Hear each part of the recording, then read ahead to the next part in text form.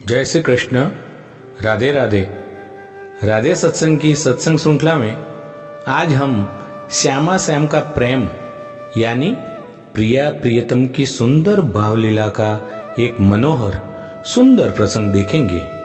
लेकिन इसके पूर्व अगर आप राधे सत्संग में शामिल न हुए हो तो राधे सत्संग चैनल को सब्सक्राइब कर देना, जिससे आपको सत्संग की जानकारी रेगुलर नोटिफिकेशन से मिलती रहे।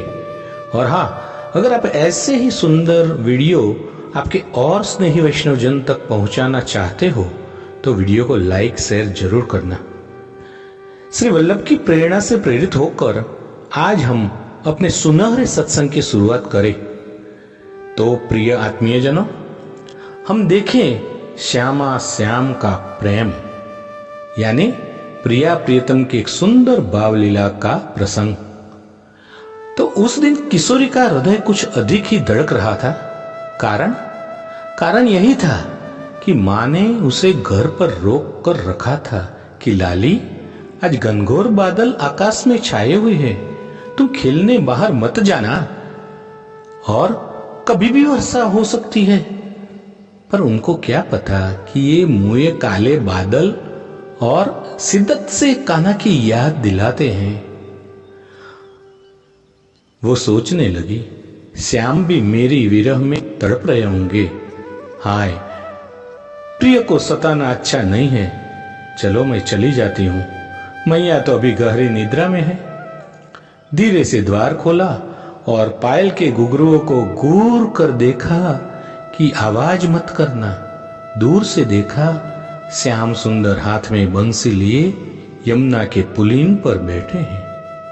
नेत्र बरसने लगे, परंतु क्यों?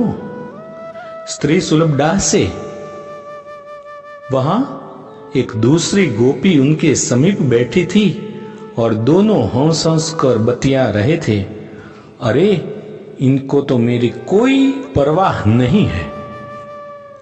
मैं सोच रही थी, व्यथित और परेशान होंगे मेरी देर तक न आने के कारण। जर्जर अश्रु बहने लगे। काजल कपोलों तक बहने लगा। मुखचंद्र गुलाबी से लाल हो गया। बहुत क्रोध जो आया, दौड़ती हुई समीप गई और बोली, अरे गोपी, तू इधर बैठी है? वहां तेरा पति तुझे ढूंढ रहा है। तेरे मायके से संदेश आया है कोई? गोपी को मन मारकर उठना पड़ा। श्याम सुंदर तिरछे नेत्रों से प्यारी को निहार रहे कि बस अब पड़ी फटकार। पर राधा जी कुछ ना बोली। अपने बाएं पैर के अंगूठे से मिट्टी खोदती मुख नीचे कर चुपचाप बैठ गई। श्याम अधीर हो गए। अपनी बंसी के अग्रभाग से राधा के कपोल को छुआ और बोले, आज तो बड़ी देर कर दी राधे, हमारी याद न आई क्या? अब तो राधा रानी का धैर्य जवाब देने लगा। बंसी झपट कर हाथ से छीन ली और मोटे मोटे मत्स्याकार नेत्रों से अश्रुपात करने लगी और बोली, आपको क्या है हमसे? आपके प्रेम में तो दीवानी सैकड़ों गोपियां हैं तो आपके पास है। अब तो श्याम सुंदर का धैर्य भी जवाब देने लगा और बोले, राधे, तुम जानती हो कि तुम मेरे लिए क्या हो? तुम्हारा स्थान इस जगत में कोई कभी नहीं ले सकता। वो तो तुम्हारा प्रेम देखने के लिए हमने ठिठोली की थी। तुम जब ऐसे प्रेम जताती हो ना, तो मेरे हृदय को शीतलता मिलती है। श्याम की ये बात सुनकर किशोरी जी मुस्कुरा दी और बोली, तो हम भी तो ठिठोली कर रहे थे आपसे। किशोरी जी उठकर यमुना के किनारे किनारे भागने लगी। लाल चुनरी सितारों जड़ी हवा में उड़ रही है। पांव की पायल छम छम नहीं कर पा रही, क्योंकि किशोरी जी का आदेश था चुप रहने का। इसलिए घुंघरू हिल हिल कर प्रसन्नता व्यक्त कर रहे हैं। काली काली लटें हवा में उड़ उड़ कर मोहन को बुला रही हैं। श्याम भी पीछे पीछे दौड़ रहे हैं, मनुहार कर रहे हैं कि राधे, हे राधे, बंसी दे दो, मेरी बंसी मुझे दे दो, गैया को वापस बुलाना है ना। परंतु किशोरी जी तो नहीं रुकती, बार बार खिलखिलाते हुए मुड़कर देखती है, दाएं हाथ का अंगूठा दिखाकर चिढ़ाती है और भागती है।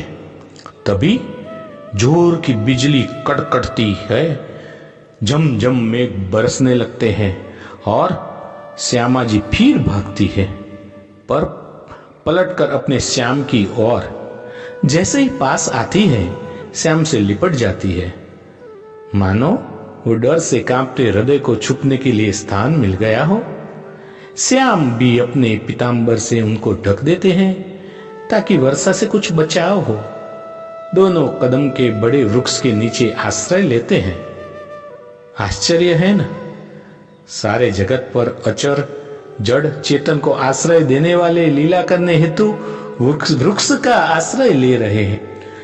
तो प्रिय वैष्णवजनों, श्यामा श्याम के अनमोल प्रेम के इस सुंदर प्रसंग के साथ अपने इस अल्प सत्संग को श्री वल्लभ के चरणों में समर्पित करके विराम देते हैं। फिर मिलेंगे राधे सत्संग में ऐसे ही कुछ सुंदर सत्संग के साथ। लेकिन इससे पूर्व अगर आप राधे सत्संग नियमित रूप से पाना चाहते हैं तो चैनल को सब्सक्राइब कर देना, जिससे आपको नियमित सत्संग मिलते रहे। जय श्री कृष्ण, राधे राधे।